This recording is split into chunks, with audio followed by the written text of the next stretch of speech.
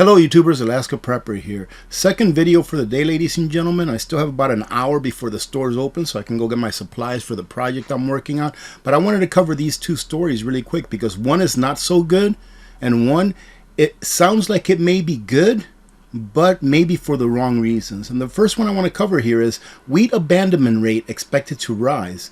And this story here is covering farmers in Kansas. And from what I understand, Kansas is the largest wheat producing state in the nation.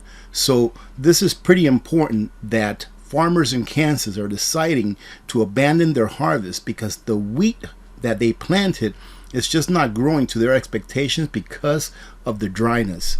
Now, we all know that we are going through in the Midwest to the West, we're going through a mega drought, which is a drought that is the worst that's been seen in the last 1,200 years. So it's important that we keep up with this because not only are prices going up due to inflation, but when supply is affected, especially in a big way like this by a state that produces most of our wheat in the nation, then it's going to make prices go up even more. The head of the Kansas Wheat Commission expects the state to have a higher than average abandonment rate this year due to ongoing drought conditions.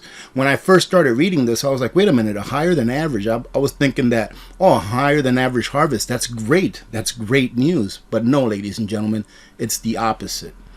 It says here the USDA projection is right around 8 to 10% higher for the state, which means that they're going to abandon 8 to 10% more than what they had already estimated that they were going to abandon initially. There's definitely going to be some wheat fields this year, especially that southwest Kansas area that aren't going to be harvested. He says farmers are anticipating a drop in production. The state of Kansas, Colorado, and Oklahoma combined this year may be lower than what the state of Kansas alone produced last year. So ladies and gentlemen, listen to what this is saying. The state of Kansas, Colorado, and Oklahoma, their harvest for those three states combined may be lower this year than what the harvest of only the state of Kansas was last year. Does that tell you that maybe you ought to be preparing? Many of you will say, well, I can't do wheat. I can't eat wheat or whatever. But what that's going to do, ladies and gentlemen, let me explain to you really quick why it is that if something is going to be in a shortage, that even though you don't consume that something, it will affect you. Is because if wheat, for example, is in a severe shortage, let's say going on to next year, because right now what they are growing and will be harvesting will be our next year crops. It's why I've said consistently that this year we will first experience a food crisis or a food shortage crisis because prices are going to be too high. And that next year we will experience it because there will actually be scarcity. There just won't be enough of a supply for the demand that's out there. So let's say, for example, we have a major downfall in the harvest of wheat this year, and it affects our supply negatively for next year, meaning that there's not enough for everyone. There's not enough to go around. That is going to bring the prices up, of course. But what that will do is it will take the consumers of those wheat products that either cannot afford it or cannot get it and shift them to something else. So that something else that wheat consumers shift to may be that very same thing that you yourself rely on for sustenance. Let's say, for example, soybeans.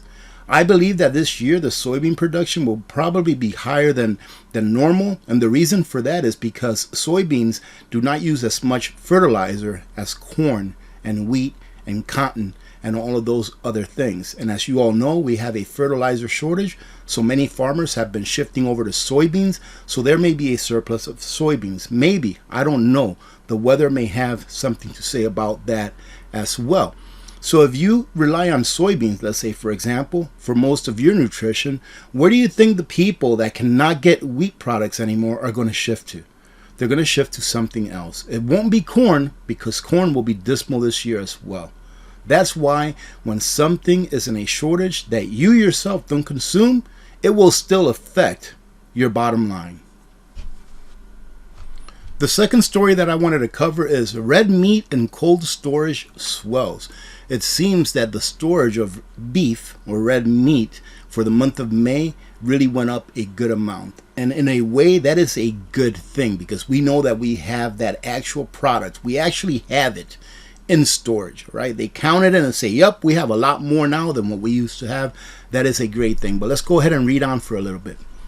The USDA's cold storage number for May reflect slower consumer demand for beef and pork. Now, what is the question here? What is the question that I would have to this statement? Why is there lower or slower consumer demand? Ladies and gentlemen, in my opinion, it's because people are being priced out of the food market.